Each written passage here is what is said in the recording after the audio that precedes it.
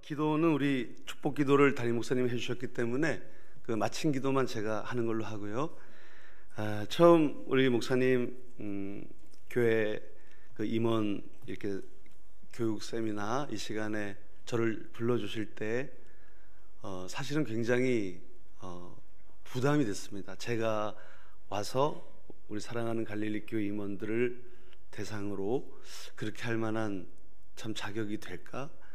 그런데요, 방금 목사님께서 말씀하신 대로 10년 전에 제가 이 재단에 섰던, 혹시 기억이 나시는 우리 임원들 계시면 손 들어봐 주세요. 예, 많이 계십니다. 그래서 그러고 10년이 지났어요.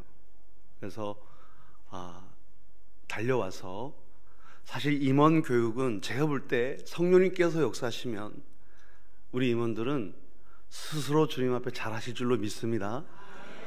그래서 그동안의 경과 보고도 드릴 겸 인사도 드리고 그런 마음으로, 그런 반가운 마음으로 달려왔습니다.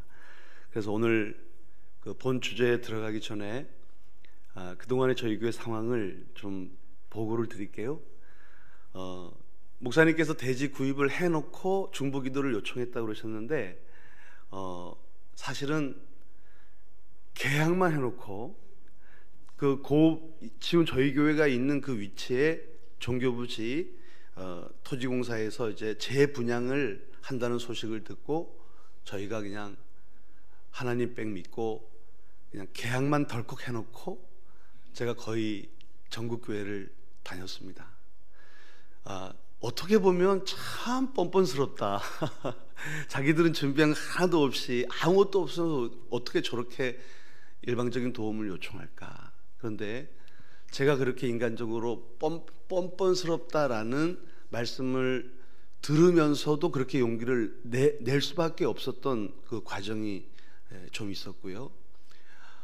정말 하나님의 역사로 잘못하면 그 포교 사찰로 이렇게 넘어갈 뻔했던 종교부지가 저희 감리교 유지재단 이름으로 개학을 하게 되고, 그리고 우리 갈릴리 교회 교우들, 또 수많은 우리 전국에 있는 우리 형제자매 교회들이 기도해 주시고 또 힘이 되어 주셔서 한 2년 거쳐서 땅값을 완납을 하고요.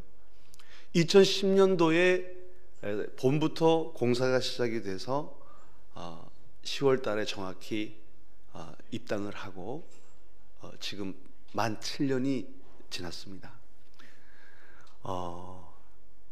그동안에 늘 평탄한 길만 있었던 건 아니고요. 위기도 있었고 넘어져서 좌절하고 절망감에 사로잡혀 있을 때도 있었지만 결과적으로 봤을 때 지금 잘 교회가 순탄하게 성장해 가고 있습니다. 그래서 현재 그 당시 10년 전에 지하 교회에서 40명이 모여서 예배를 드렸었는데요. 지금은 제적 인원 300명. 그리고 보통 오늘도 이제 예배 드리고 왔는데 한 250여 명이 예배를 드려요. 예. 그리고 작년에도 50명 정도 새가족이 등록을 했고요. 그런데 우리끼리 하는 얘기죠. 제가 교단주의자는 아닙니다. 양주의 감리교회가 너무 힘이 없었어요. 그런데 지금은 전국에서 양주로 이사오는 모든 교인들은 100% 저희 교회를 찾아오십니다. 전에는 그런 일이 없었어요.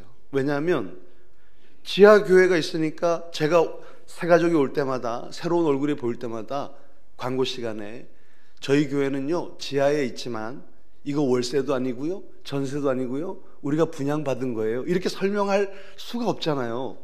지하에 쬐끄만하게 교회가 있으니까 이 교회는 월세 교회인가 보다, 앞으로 할 일이 많겠구나, 그걸 거룩한 의무로 받아들이면 좋겠지만 보통은 그렇지 않습니다. 부담이 되고. 그러니까 심지어는 몇 대를 걸쳐서 감리교회를 다니셨던 분들도 저희 교회로 안 오시고 나중에 보면 다른 교단 건물이 지어져 있고 아주 무난하게 이렇게 성장해가는 그런 교회를 찾아가시더라고요.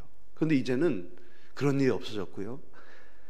2010년 봉헌한 뒤에, 입당한 뒤에 지금까지 오는 동안 늘어난 교인들의 90%는 다 타교단에서 이렇게 이사를 오셨거나 아니면은 다른 교회에서 상처받아서 막 이렇게 방황하시다가 저희 교회 오셔서 아주 잘 정착하시는 그런 교인들입니다. 그래서 다시 한번 10년 전 제가 와서 왜 제가 이렇게 뻔뻔스럽게 우리 감리교회 형제 자매 교회들을 찾아서 도움을 청하고 간증을 하게 되었는지 그렇게 말씀을 드렸을 때, 그리고 함께 기도해 주시고 우리 교우들이 힘을 보태 주셔서 그 덕분에 저희가 이렇게까지 잘 성장했다는 말씀을 감사한 마음을 담아서 보고를 드립니다. 그리고 이제 사실은 이제 건축 부채도 상당히 남아 있거든요. 그런데 제가 우리 많은 교회들에게 교우들에게 간증을 하면서 기도 요청을 하면서 저희 교회를 도와주시면 우리 양주지방에 있는 33교회를 다 도와주시는 그런 좋은 열매를 맺을 수 있도록 저희가 지방을 섬기겠습니다. 그랬는데 몇 년 전부터 이제 조금 시작을 해서 작년에는 추수감사절 그 예물을 작정을 해서 지방 11교회에 교우들을 2분씩 주일 낮예배 파송을 하고 또 어느 정도 선교비를 이렇게 선교비로 도움을 주는 이제 본격적인 지방을 섬기는 그런 일도 하게 되었습니다. 다시 한번 주님의 이름으로 감사를 드립니다. 자, 이제 교재를 보시고요. 임원에 대해서 사전적인 의미를 찾아보니까 어떤 단체에 속해서 그 단체의 중요한 일을 맡아보는 사람을 가리켜서 임원이라고 합니다. 이게 이제 그 국어 사전에 있는 풀이인데요. 자, 이 국어 사전에 있는 풀이를 가지고 쉽게 교회에다 적용을 하면 소속된 교회 안에서 목회자를 도와 예배, 행정, 관리, 선교 등의 주요 일을 맡아보는 사람하고 교회 용어 사전을 보니까 임원하고 가로 열고 집사, 권사, 장로 이렇게 명시를 했더라고요. 여기 계신 제 앞에 계신 분들이 집사님이시고 권사님들이시고 장로님들이신 줄로 믿습니다. 그리고 아직 집사님이 안 되셨다고 하더라도 앞으로 훌륭한 집사님이 되실 줄로 믿습니다. 자, 그런데요, 세상의 임원과 교회의 임원은 몇 가지 차이가 있어요. 세상의 임원은 아주 개인적으로 탁월한 능력이 있으면 리더십을 발휘할 수 있어요. 세상적으로 높은 자리에 있는 분들 중에 아주 고약한 성격을 가진 분들도 있잖아요. 그죠? 그런데 능력이 있어요. 그러면 적어도 그 회사, 그 단체에서는 유능한 사람으로 사실은 인정해주는 그런 분위기입니다. 개인적인 능력, 탁월한 어떤 전문적인 지식이 있으면 리더십이 확보가 되고요. 그리고 그 임원의 자리 자체가 자신의 영광입니다. 자기를 스스로 명예롭게 하는 그런 일이죠. 그런데 교회에서의 임원은요, 오히려 세상에서 아무리 내가 유능하다고 하더라도 교회 임원으로 헌신할 때는 내 힘, 내 능력으로 하는 게 아닙니다. 주님이 주시는 힘, 주님이 주시는 능력 힘입어 헌신을 하는 분들이 교회 임원들이에요. 그리고 희한하게 믿음의 경력이, 믿은 연수가 더 많아지고 또 직분이 주어지고 그럴수록 희한하게 섬기려는 자세, 겸손한 마음, 자기를 낮추는 거, 이것이 교회 임원들을 임원답게 하는 리더십으로 작용을 한다는 얘기입니다. 내가 교회를 20년 다녔으니까, 예배를 수십 번, 수백 번, 수천 번 드렸으니까 나는 깨끗해. 나는 누구누구보다 죄가 덜할 거야. 이런 생각 안 해요. 오히려 오래 신앙생활하고 오래 믿음 생활하면 할수록 주님 앞에 자각하는 이 죄의 크기는 더 커지고 더 깊어집니다. 부모님께 효도하는 효자들, 효녀들 있잖아요. 어쩌면 이 세상에 이런 어진 마음을 갖고 부모님을 섬길 수가 있지. 옆에 있는 사람들이 객관적으로 정말 칭찬할 만큼 잘하는 효자, 효녀들이요. 그 효자, 효녀들 마음이 그래, 남들이 칭찬하는 만큼 내가 이만큼 했으니까 됐어, 이런 생각 안 합니다. 효자일수록, 효녀일수록 부모님에게 지금까지 잘했는데 지금까지 잘한 게 스스로 생각할 땐 모자라요.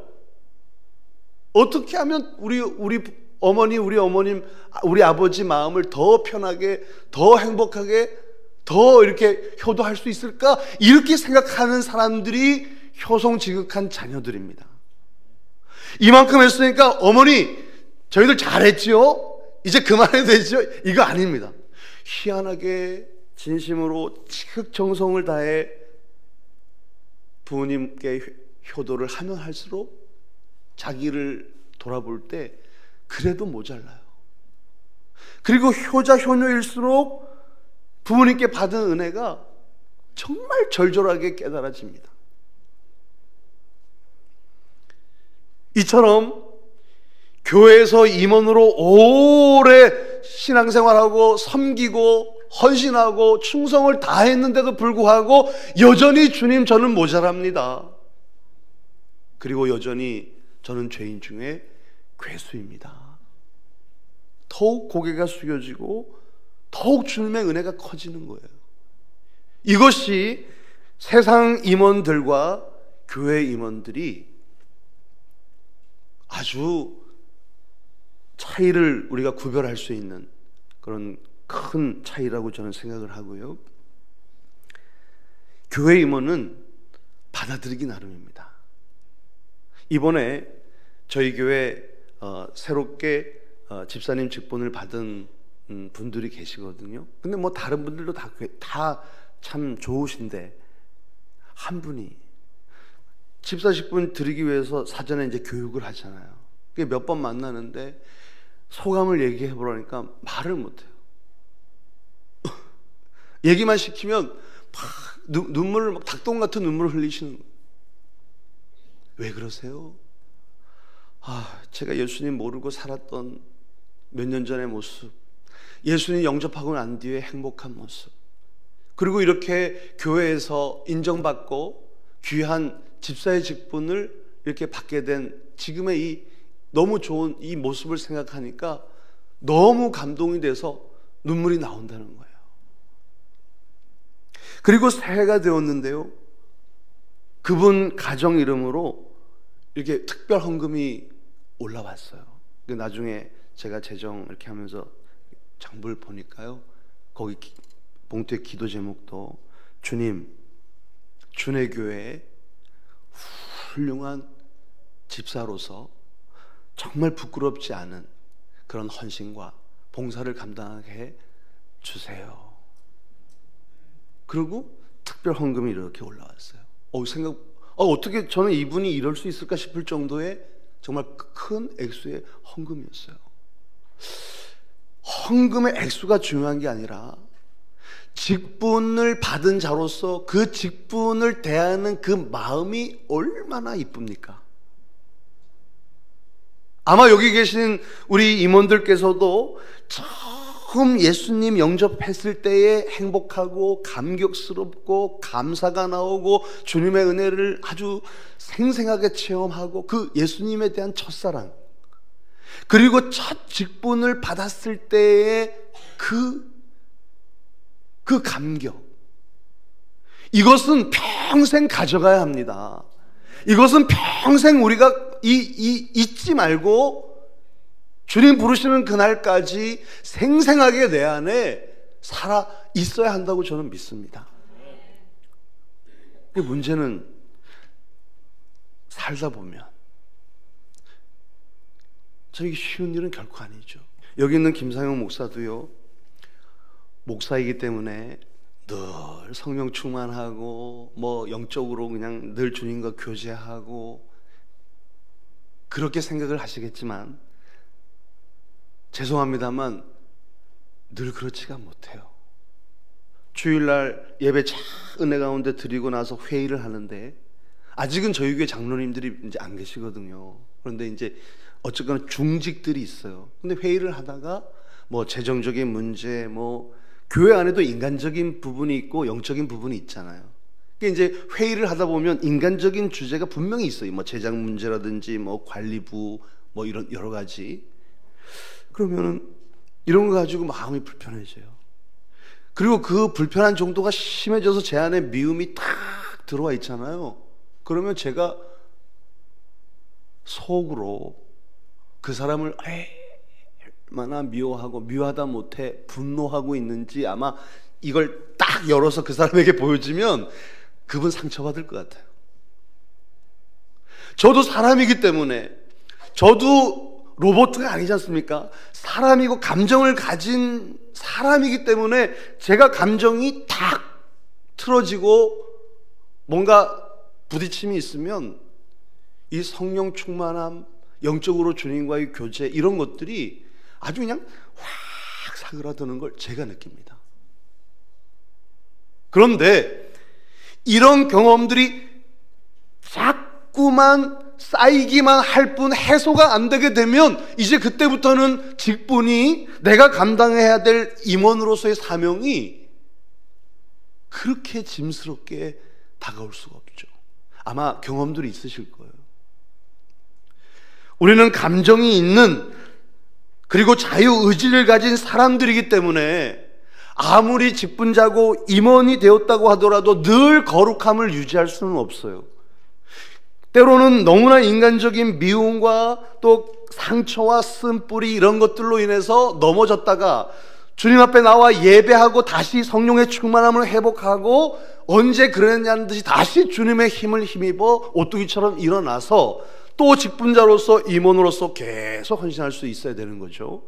그런데 이런 것들이 좋은 쪽으로 반복이 되어야 되는데, 그게 안 됐을 경우에 이게 체면이 되고 위선이 되고, 직분은 받았는데 갈릴교회 임원으로서 뭔가 겉으로는 해야 되는데 이 마음으로는 장원하는 게 없는 거예요. 자발적이고 기꺼이 믿음의 문, 마음의 문을 열어 주님 앞에 헌신하려는 마음이 전혀 생기지 않는 거예요. 그러면은 스스로도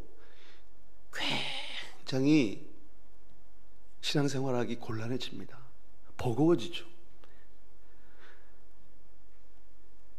나는 행복한 갈릴리 교회 임원입니다. 나는 갈릴리 교회 임원입니다가 아니라 행복한 갈릴리 교회 임원입니다. 저희 교회 주보에 보면요, 행복한, 주님 앞에 예배 드리는 행복한 주의 교우들, 이렇게 항상 앞에 이렇게 적어놨어요. 주님의 은혜 안에 주님의 이름으로 예배하며 신앙생활하는, 그리고 그런 사람들이 모여 헌신하고 교제를 나누는 모든 이 세상의 교회들은 원칙적으로 행복해야 할 줄로 믿습니다. 개인적으로도 행복하고, 그렇게 행복하게 믿음 생활하며 임원으로서 앞장서는 교우들로 인해서 갈릴리 교회 공동체 전체가 행복해지는 놀라운 기적이 나타나야 마땅하다고 저는 믿습니다. 그래서 교회 임원을 성경에서는 청지기, 뭐 따로 설명은 길게 드리지 않을 거예요. 섬기는 자, 일꾼, 이런 별명의 공통점은요, 자기를 낮춰야 되는 거예요. 섬겨야 되는 거예요. 그리고 이 섬김과 자기 낮춤, 겸손의 시작은 주님이 하셨기 때문에 그리스도인이 되어 주님을 온전히 본받는 삶을 살기 위해서 당연히 우리가 해내야 할 일인 줄로 믿습니다. 나는 갈릴리 교회 임원으로서 직분을 맡겨주신 분은 물론 담임 목사님을 통해서 청거가 되고 당회 인준이 그런 과정이 있었지만 결국에는 우리 주님께서 나를 믿어주시고 나를 향한 기대와 오직 나만이 이 교회에서 감당할 수 있는 사명이 있기 때문에 직분을 맡겨주셨다고 고백하는 순간 그러지 못한 사람과는 엄청나게 차이가 날 수밖에 없는 거죠. 저를 믿어주시고 이 재단에 필요한 존재로 기대하시고 그래서 직분 맡겨주시고 교회 임원으로서 택하시고 세워주신 주님의 은혜를 다시 한번 깊이 깨닫고 감사할 수 있는 우리 갈릴리 교회 임원들 되어주시기를 주님의 이름으로 간절히 축원을 드립니다. 이제요 한 페이지 넘기세요. 이거 지금 2시 40분인데요 이제 시계들 다 있으시니까 2시 40분인데 이제 한 페이지 지나갔네. 총 8페이지인데 이거 어떡하지? 너무 걱정하지 마세요. 네, 저는요 개인적으로 저희 준혜교회 예배 딱 12시에 끝나요. 근데 희한하게 저는요 제가 목회자로서 할 수 있는 의무 중에 하나가 예배 시간을 지키는 것이라는, 물론 이거 저 개인에게 국한된 거예요. 희한하게 그런 게 있어요. 저희 교인들 중에 왜 새가족으로 등록하셨습니까? 이게 새가족 교육할 때 물어보면요 목사님 설교가 짧아서 좋아가지고 등록했다는 사람들도 있어요. 아니 정확하게 예배 시간이 12시에 끝나네요. 부활절 성탄 때 성찬식하고 세례식 하잖아요. 그럼 벌써 말씀 딱 들어가면은 11시 45분에 말씀 들어가요. 그럼 다들 얼굴 보면 11시 45분 오늘 죽었다. 이제 말씀 시간이네. 그런데요 그런 날은 제가 한 5분 합니다. 그러면 그냥 막 이렇게 이거는 저한테만 국한된 거예요. 왜냐하면 저는 특별히 말씀을 쪼개거나 제 스스로 그렇게 생각이 들어요. 은혜로운 말씀을 막 이렇게 하기보다는 시간으로라도 우리 교우들을 즐겁게 해드리자. 저는 이런 마음으로 목회하고 있습니다. 염려하지 마시고 제가 시간 안배하겠습니다. 임원들이 가져야 될 3가지 무기가 있는데요 세상 임원들하고는 다른 영적 무기입니다. 자, 성령의 기름 한번 따라해 보세요. 성령의 기름 부음, 은사, 성품. 자, 요건 꼭 기억해 주세요. 저는 이제 10년 전에 간증을 드렸지만 저는 평범한 모태신앙인이고 그렇게 뜨겁게 기도를 하루에도 10시간씩 하고 어디 기도원 가서 나무 뿌리를 뽑거나 막 그래 강력한 그런 기도를 할 줄 아는 목사는 아니었거든요. 그냥 평범하게 있다가 선배 목사님들한테 잘 보여서 목사님들 은퇴할 때 또 자리 이렇게 좀 양보해 주시면은 소개해 주시면은 영광스럽게 또 그렇게 해야지 이러고 있을 때 성령의 기름 부음의 역사가 나타났는데 멀쩡했던 남자 교인이 귀신 들려서 이 사람 못 고치면 제 목회가 이제 흔들리게 생겼잖아요. 그래서 그 위기의식을 가지고 주님 앞에 매달리다가 제가 성령의 기름 부음을 체험한 거예요. 성령의 기름 부음을 체험하니까요 제가 느낄 수 있더라고요. 그 성령의 기름 부음에 대해서 막 얘기하는 분들 중에 금가루, 은가루, 하늘에서 보석이 내리고 이빨이 금이, 이거는 이제 현상을 가지고 이야기하는 거고요. 이거는 중요한 게 아니에요. 성령의 기름 부음이 임하시는 게 어떻게 임하시는지 제가 피부로 느끼게 되니까 어디 가서도 자신 있게 이야기할 수 있죠. 그리고 그 결과가 지금 우리 교우들에게 보고 드린 것처럼, 물론 그 10년 동안에 엄청나게 제가 주님 앞에 눈물 뿌리고 또 제단에 바닥을 치며 울부짖고 기도해야만 하는 상황들도 있었지만 이렇게 주님이 하신 일이 눈에 보이잖아요. 주님께서 왜 성령의 기름 부어 주실까? 어떻게 기름 부어 주실까? 기름 부어 주시면 어떻게 제 마음과 생각과 제 목회가 달라지는지 누구보다도 강력하고 분명하게 제가 경험을 했기 때문에 우리 갈릴리 교회 임원들이 올 한 해 그리고 앞으로 주님 부르시는 그날까지 교회 임원으로서 직분자로서 반드시 성령의 기름 부음 하에 임원으로서의 사명을 감당하셔야 됩니다라고 저는 누구보다도 자신 있게 말씀을 드릴 수가 있습니다. 그 성령의 기름 부음이 우리 임원들에게 물붓듯이 부어지기를 주님의 이름으로 간절히 축원을 드립니다. 누구든지 성령이 아니고서는 예수님을 주시라 부를 수 없다라고 하셨죠. 이미 성령 안에 우리가 있어요. 그리고 때로는 성령 충만할 때가 있어요. 그러면 성령의 기름 부음은 무엇인가? 사실은 같은 의미의 다른 표현이라고도 설명할 수 있지만 뭔가 좀 다른데 뭐냐면, 제가 아까 말씀드렸죠. 목사이지만 인간적인 감정이 있기 때문에 때로는 심지어는 예배도 성령의 기름 부음 없이 예배를 드릴 때가 있을까요? 없을까요? 있습니다. 토요일 날 희한하게 저희 부부가, 지금은 안 그래요. 지금 그렇다면 좀 창피한 일인데, 신혼 때, 젊었을 때, 목회할 때 토요일 날 그렇게 싸움이 나더라고요. 금요일까지는 뭐 여보 뭐 자기야 뭐 그래서 서로 불편하고 그래도 용서가 되고 이러는데, 희한하게 토요일 날 예민해지고 별거 아닌 말에 상처받고 분노하고 그 분노한 말을 내뱉고, 결국에 가만히 보니까 그 불편한 감정이 주일날까지 이어지면 이제 속으로 씩씩거리면서 예배를 드리는, 우리 다 같이 조용히 기도하시겠습니다. 이렇게 노골적으로는 표현이 안 되겠지만 이게 있어요. 솔직히 말씀드리면 예배 기름 부음 없이 예배를 집례했던 적도 상당히 많이 있습니다. 그래서 어느 날 우리가 약속을 했어요. 우리 토요일 날은 말을 하지 말고 서로 조심합시다. 그 노력을 하니까요, 제가 예배에 집중할 수 있는 어떤 깨끗하고 거룩하고 구별된 마음이 딱 준비가 되더라고요. 거기에 성령의 기름 부음이 임하시고 예배를 집례하잖아요. 달라집니다.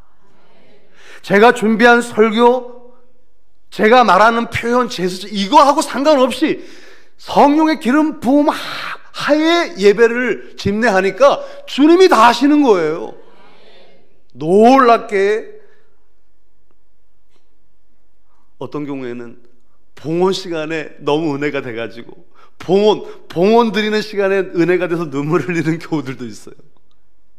제 입장에는 그게 뭐 반가운 소리예요. 설교를 듣고 은혜를 받았다 그래야 되는데, 예배를 드리다가 봉헌위원들이 가운 입고 이렇게 이쁘게 정성껏 예물을 들고 제단으로 이렇게 가는 그 모습 보고 감동을 받았다는, 이거 주님이 하시는 거거든요. 제가 성령의 기름 부음을 체험하고 나니까요, 우리 안에 성령께서 내주하시고 성령 충만하기도 하지만 주님의 거룩한 일을 시작하게 하시고 그 일을 할 수 있도록 그 시간에 나를 구별하시는 과정이 바로 성령의 기름 부음이구나. 혹시 교회 청소, 남들보다 교회 청소 자기 스스로 많이 하신다고 생각하시는 분은 왼발 엄지발가락을 들어주세요. 사실 남보다 더 많이 교회 청소를 하신다고 생각하시는 분 손 들라고 그러면은 실제로 있으셔서 손 못 드실 거 아닙니까? 그죠? 다른 사람 눈에는 띄지 않는데 교회 이곳저곳 지저분한 게 많이 보이면 그거 은사가 있는 거거든요. 그럴 때는요, 목사님 교회 그 계단 오른쪽 어디 껌 붙어 있어요 이러지 마시고 본인이 떼시면 되는 거예요. 이 은사거든요. 남들 눈에는 그게 안 보이는 내 눈에는 보이면 그거는 이제 그렇게 하시는. 그런데 청소를, 우리 갈릴리 교회 청소를 한 20년 동안 하신 우리 임원이 계시다고 상상해 봅니다. 똑같이 청소를 해도요, 아유, 이 교회 나밖에 없나? 아유, 나 진짜 가뜩이나 지난주에 집안일 때문에 팔도 아프고 그런데, 아유, 오늘 하긴 하는데 이렇게 이제 투덜거림도 있고 또 자기 감정도 나가고. 그런데요, 주님, 제가 주님의 전을 치우려고 합니다. 주님, 주의 몸된 제단을 제가 청소하기 전에 주님, 저에게 성령의 기름 부어 주옵소서. 한번 그렇게 기도해 보세요. 진심을 다해서 주님 하시면요, 성령의 기름 부음이 임하는데 본인이 느낄 수가 있어요. 청소를 하면서 내 손이 걸레가 이렇게 지나가는 곳마다 먼지가 닦여지고 깨끗해지잖아요. 주님이 내 죄를 이렇게 닦아주셨지. 주님의 보혈로 매 시간 이렇게 나를 대속하지 않으셨으면, 나를 성결케 하지 않으셨으면 내 세상에서 지은 죄가 켜켜이 쌓여서 지금은 두꺼운 쇳덩어리처럼, 나무 껍데기처럼 벗기지도 벗어날 수도 없이 그렇게 되셨겠지. 이렇게 되는 거죠. 성령의 기름 부음 하에 헌신을 하는 것과 그거 없이 내 생각, 내 습관, 내 체면, 내 의무 가지고 하는 것은 하늘과 땅 차이입니다.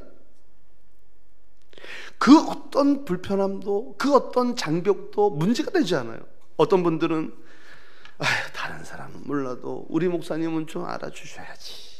근데 우리 목사님 늘 바쁘시고 아시기나 할까? 교회 청소 누가 하는지, 저 왼편 계단, 첫 번째 계단 오른쪽에 붙어있는 껌딱지 누가 뗐는지 아시기나 할까? 자기도 모르게 누가 좀 알아줬으면, 좀 인정해줬으면, 자기 공치당하는 마음이 자기도 모르게 드는 거예요. 사람이기 때문에 이런 생각 드는 건 당연한 겁니다. 저도 마찬가지예요. 성령의 기름 부음 받고 하면 이런 불편한 마음이 생겼다가도 그 기름 부음 아래 아무것도 문제화되지 않는 거죠. 그냥 녹아지는 거예요. 허허, 참 역시 아직도 내가 덜 됐구나. 스스로 자각을 하고 주님 앞에 더 겸손히 기도하게 되는 거죠. 제가 성령의 기름 부음을 체험하고 나니까요, 그 기름 부음 체험을 한 그 당시뿐만이 아니라 제 평생에 걸쳐서 예수님이 성령의 기름 부어 주셨더라고요. 어릴 때 저희 어머님이 새벽기도 다녀오시다가 새 아들, 우풍이 막 심하고 그런데 입을 이렇게 다독거려 주시면서 제 발을 잡고 혹은 손을 잡고, 어머니니까 자식 머리에 손 대도 되잖아요. 몸에 이렇게 안수하시면서 기도해 주셔요. 그 다른 날은 그냥 몰라요. 깊이 자느라고. 근데 어떤 날은 그 어머니가 제 몸에 손을 대고 간절히 기도하고 가신 뒤에 제 마음에 어머니의 사랑이 그 어린 마음에 막 감당할 수 없게끔 올라오는 거예요. 제가 입을 뒤집어서 그 어릴 때 굉장히 울었거든요. 그런데 지금 성령 기름 부음 받고 되돌아보니까 어머님의 손길을 통해서, 어머님의 기도를 통해서 주님이 상효가 내가 너를 이렇게 사랑한다 라고 기름 부어 주시는 순간이었더라고요. 그러니까 기름 부음이 저에게도 이미 있었어요. 우리 임원들에게도 이미 있어요. 앞으로도 있을 줄로 믿습니다.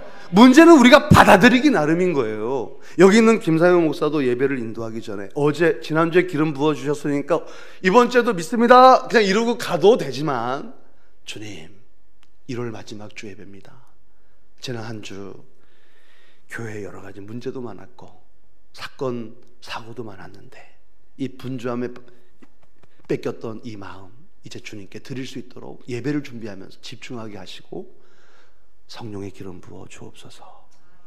이러면요 완전히 달라지는 거예요. 갈릴리 교회에 지금 우리 임원들이 그 오랫동안, 때로는 남들은 몰라도 내가 오랫동안 내 눈에 띄어서 감당해온 그 일들을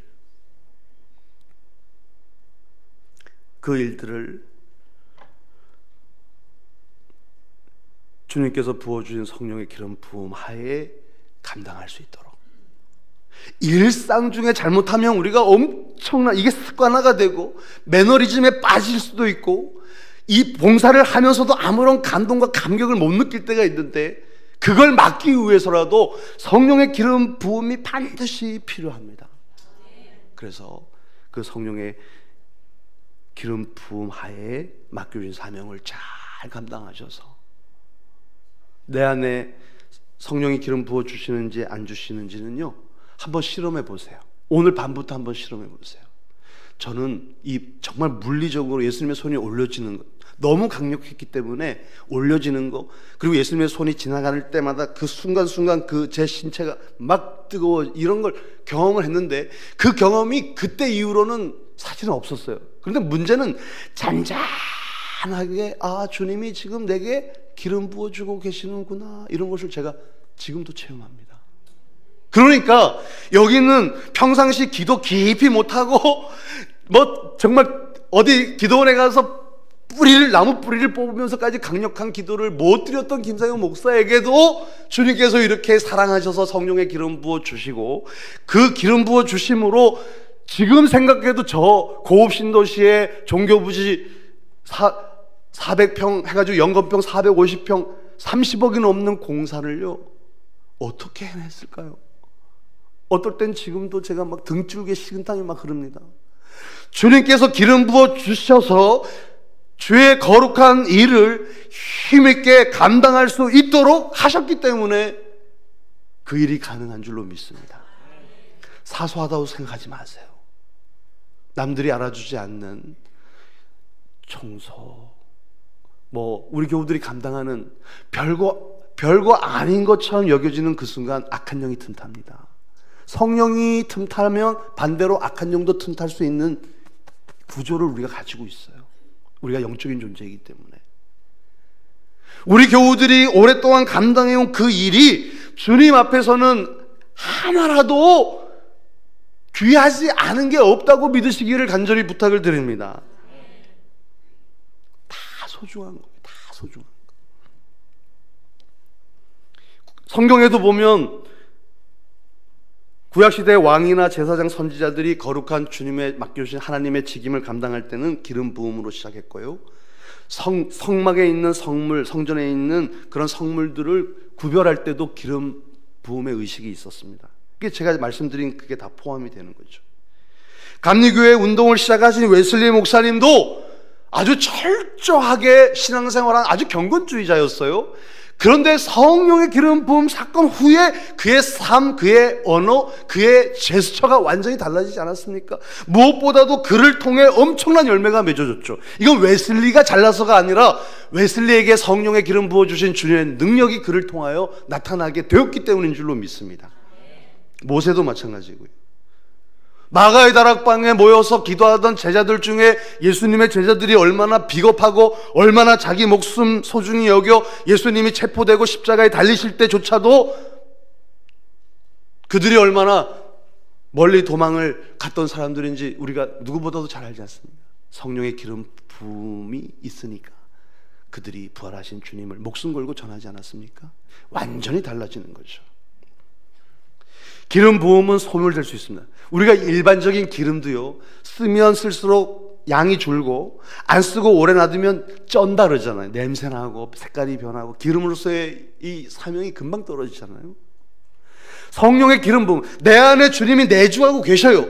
때로는 성령 충만하게 역사하실 수도 있어요. 그러나 성령의 기름 부음만큼은 내 마음가짐에 따라서, 제가 경험해 보니까요, 제가 주님을 향한 사랑이 식거나 어떤 그런 것이 없고 기도하지 않거나 혹은 소홀히 여기거나 그냥 제 감정을 앞서 이러면 성령의 기름 부음이 확연히 멈추었구나, 제 자신이 알 수 있더라고요.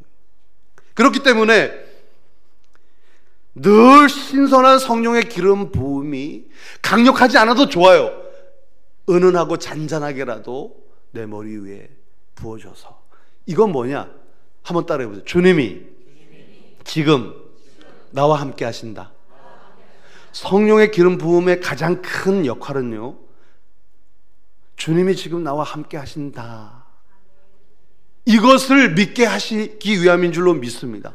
사랑하는 우리 임원 여러분, 우리가 아무리 교회에서 때로는 원치 않는 상처도 받고 막 그런 거 있어도요, 주님이 알아주시면은 주님이 내 마음 알아주시네 그러면은 눈물 나잖아요. 너무 감사가 되고 은혜가 되잖아요. 특히 당회나 구역회 때 이 연말에 얼마나 직분 문제, 속회 문제, 사실 목회자들도 엄청 긴장하거든요. 근데 그냥 본의 아니게 상처받을 때도 있잖아요. 그런데 이유 불문 주님이 나와 함께 하신다. 주님이 내 마음 알고 계신다. 주님이 내 형편과 입장을 다 헤아리고 나를 위로하고 계시다 라는 확신이 있으면은 그 순간 감동, 감격의 눈물, 감사의 눈물이 저절로 막 흘러나오며 지금까지 상처받고 굳어졌고 딱딱하게 닫혀있던 마음이 싹 녹아지고 열려지는 것을 경험하지 않았습니까? 성령의 기름 부음은 지금 나와 함께 하시는 주님께서 내게 맡겨주신 거룩한 일을 감당하도록 나를 일하도록 움직여주시는 과정이라고 저는 믿습니다. 그 성령의 기름 부음을 가지고 올 한 해 임원으로서 승리해 주시기를 주님의 이름으로 간절히 축원을 드립니다. 목사님, 첫 시간을 몇 시에 쉴까요? 예. 자, 그러면요, 제가 은사까지만 하고 잠깐 쉬고, 그렇게 하겠습니다. 성령의 기름 부음의 어떤 눈에 보이는 열매, 겉으로 나타난 열매로 사실은 은사가 있는데요. 사실은 이 은사에 대해서 모르시는 분들은 없을 거예요. 중요한 거는 모든 은사를 우리에게 한두 가지씩 주님께서 다 주셨다는 겁니다. 믿으시면 아멘 하시기 바랍니다. 그런데 은사를 주신 목적은요, 한번 따라해보세요. 절대 자기를 위해 쓰라는 것이 아니다. 자, 교재를 보세요. 은사를 주신 것은 악한 세상에서 악한 영과 대적하기 위해 견고한 믿음을 갖기 위해서, 그 다음에 남을 섬기는 일을 감당하기 위해서, 사랑을 이루고 교회를 3페이지입니다. 교회를 세우게 하시기 위해서, 에베소서 4장 12절 성도를 온전하게 하며 봉사의 일을 하게 하며 그리스도의 몸을 세우게 하려 하심이라, 세우려 하심이라. 또 하나님께 영광을 돌리게 하시기 위해. 자, 저 좀 보세요. 은사는 절대 자기를 위해 쓰는 게 아닙니다. 은사를 가지고 자기를 위해 쓰는 순간 은사는 망가지게 되어 있어요. 이름만 대면 알만한 은사자들이 우리 한국교회 역사 속에 있었어요. 그런데요, 제가 볼 때는 그분들이 늘 은사가 충만했던 게 아니에요. 어떨 때는 은사가 멈추었는데도 은사가 계속 주어진 걸로 착각하거나 위장했을 뿐입니다. 나중에 그들의 열매를 보면은, 아, 이게 진짜 은사로 시작해서 은사로 끝났는지, 은사로 시작해서 인간적으로 끝났는지 우리가 알 수가 있습니다. 은사는요, 남들이 쉽게 갖지 못하는 거예요. 자, 제가 몇 가지 질문을 하겠습니다. 어디 장례식장이나 슬픔 당한 믿음의 동료나 형제, 그다음에 친구들에게 말을 별로 안 하는데도 나는 위로를 할 수 있다. 이번에는 손 드세요. 말을 별로 많이 안 해도 나는 슬픔 당한 사람, 어려움에 처한 사람을 잘 위로할 수 있다. 이거는 우리 솔직하게 말을 별로 안 해도, 좀 쑥스러워서 그러시는군요. 저는 이렇게 드리겠습니다. 저는요, 이렇게 슬픔 당한 친구나 가까운 분들요, 가서 별로 말 안 하고요, 이렇게 손잡고 눈 딱 마주치고 그러면 벌써 위로가 전달이 됐구나, 이런 마음의 확신이 들어요. 이게 착각일까요? 교만일까요?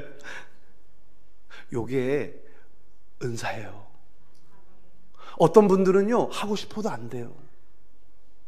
친구 남편이 참 불행하게도 그랬는데, 위가 안 좋아서 고생하시다가 이제 하나님의 부르심을 받게 되었는데, 그 전에 위에 좋다는 약도 좀 이렇게 좀 이랬나 보죠. 근데 가뜩이나 남편이 이제 이렇게 돼서 마음 아파하는데, 내가 소개한 약 먹었어?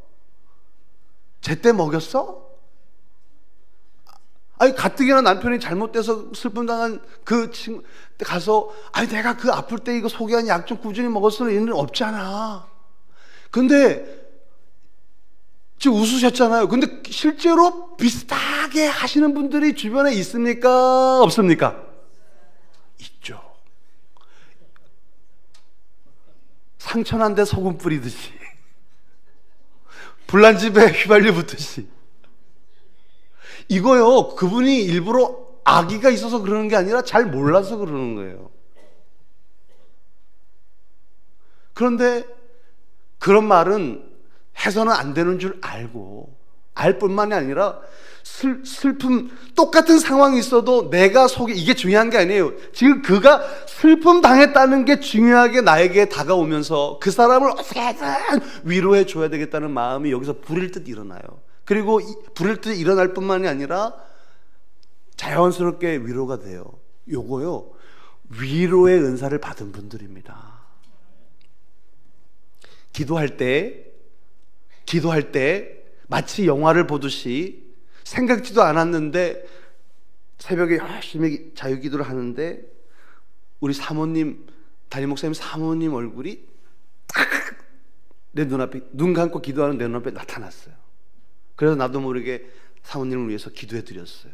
이런 경험 있으신 분들 그냥 손 들어주세요. 그냥 우리 경험을 나누고 있죠.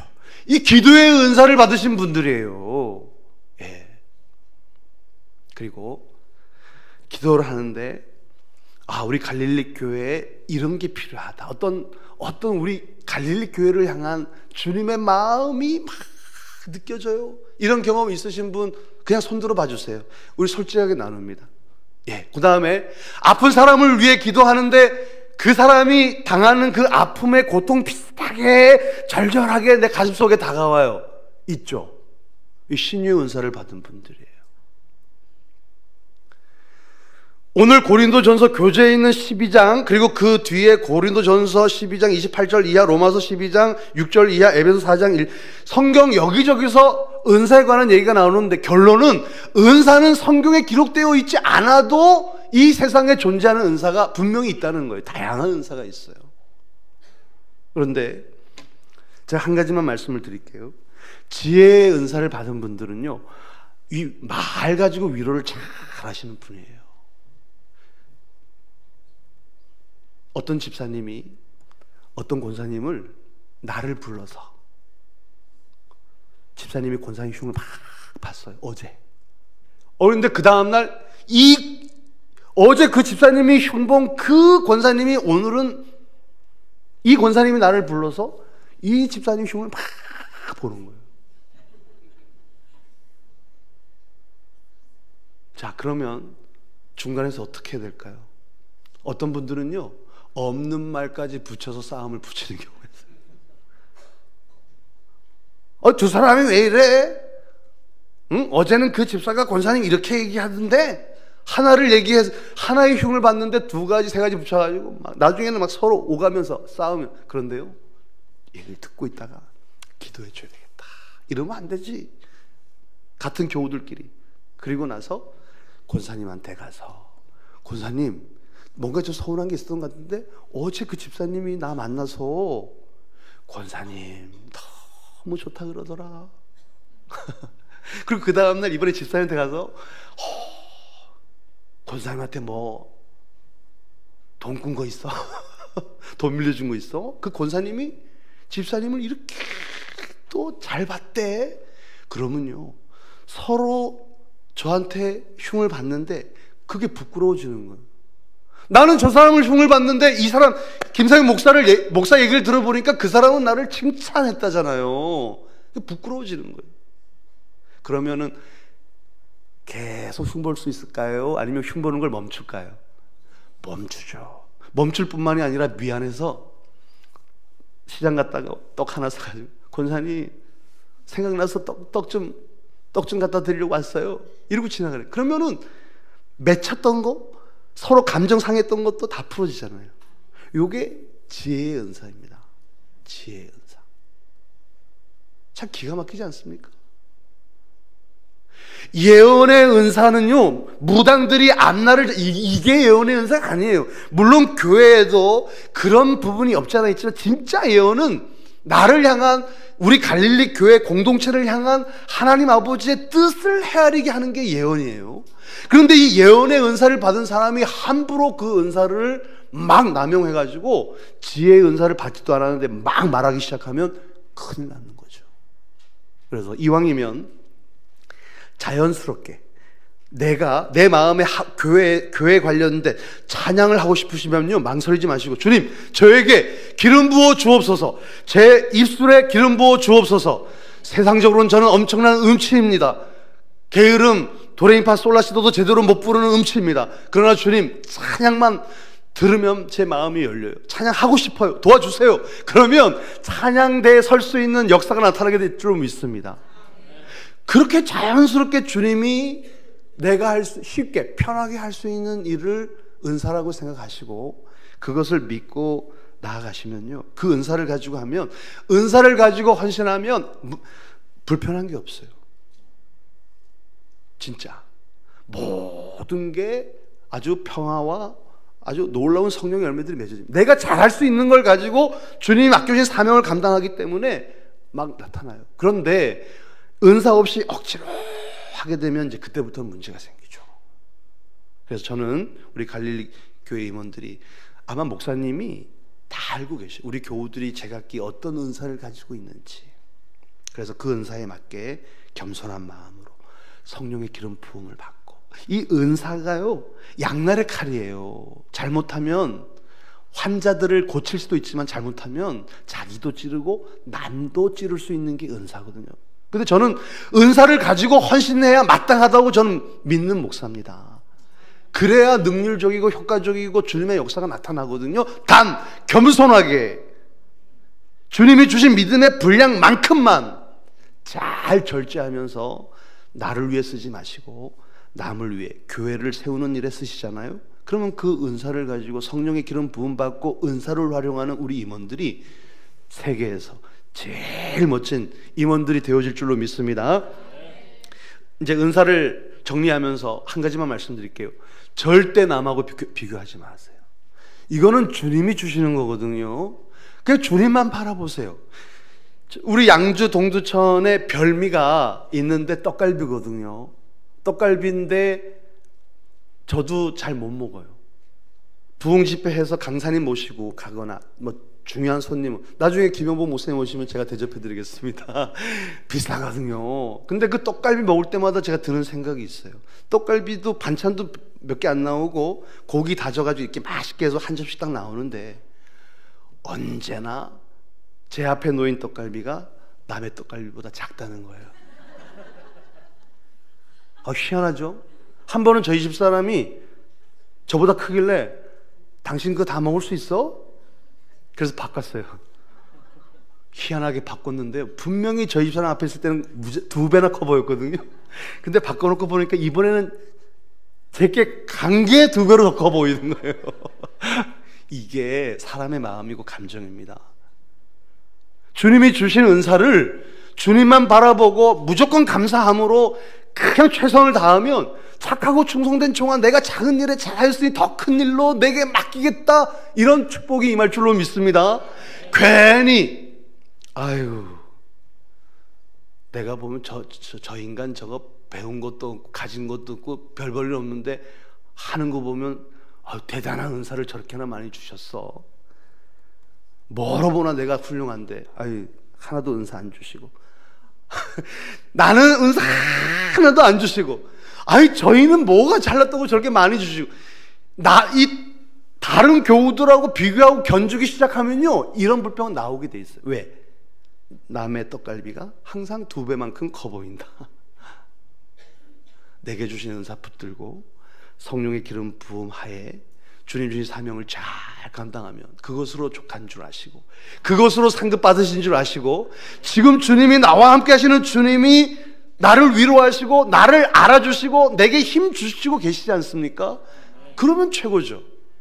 그렇게 멋지게 성령의 기름 부음 하에 은사를 가지고 교회를 섬겨주셔서, 마치 그 시계 열면은 그 작은 톱니바퀴들이 정밀하게 탁탁탁탁 맞아서 시계 바늘이 돌아가는 것처럼 조화롭고 평화를 이루는 그런 갈릴리 공동체를 꼭 이루시는 우리 임원들 되어주시기를 주님의 이름으로 간절히 축원을 드립니다.